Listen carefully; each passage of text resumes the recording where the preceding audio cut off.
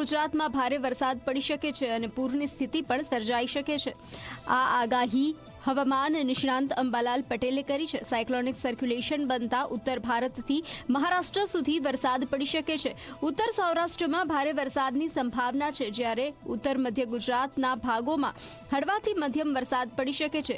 ઓગસ્ટના પ્રથમ સપ્તાહમાં વરસાદમાં કૃષિ કાર્ય ન કરવાનું પણ અંબાલાલ પટેલે સૂચન કર્યું છે। ગુજરાતમાં 30 જુલાઈ સુધી સારો વરસાદ પડશે તેવી પણ આગાહી કરાઈ છે।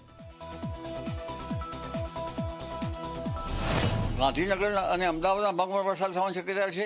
દક્ષિણ ગુજરાતના ભાગોમાં ભારે વરસાદ થવાની શક્યતા છે। દક્ષિણ સૌરાષ્ટ્રના ભાગોમાં પણ કેટલાક ભાગોમાં વરસાદ થવાની શક્યતા છે। કોઈ ભાગમાં 10 સેન્ટીમીટર જેવો વરસાદ થવાની શક્યતા છે। પશ્ચિમ સૌરાષ્ટ્રના ભાગોમાં વરસાદ થવાની શક્યતા છે। ભાવનગરના ભાગોમાં પણ વરસાદ થવાની શક્યતા છે। ત્યાં કોઈ ભાગમાં ભારે વરસાદની ઝાપટા પડવાની શક્યતા છે। સાવરકુંડલાના ભાગમાં પણ વરસાદ થવાની શક્યતા છે। ઉત્તર સૌરાષ્ટ્રના ભાગોમાં પણ વરસાદ થવાની શક્યતા છે।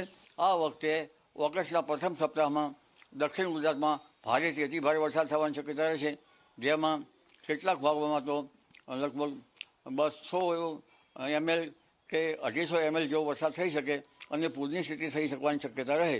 આ ઉપરાંત દક્ષિણ સૌરાષ્ટ્રના ભાગોમાં પણ ભારે વરસાદ થવાની શક્યતા રહેશે।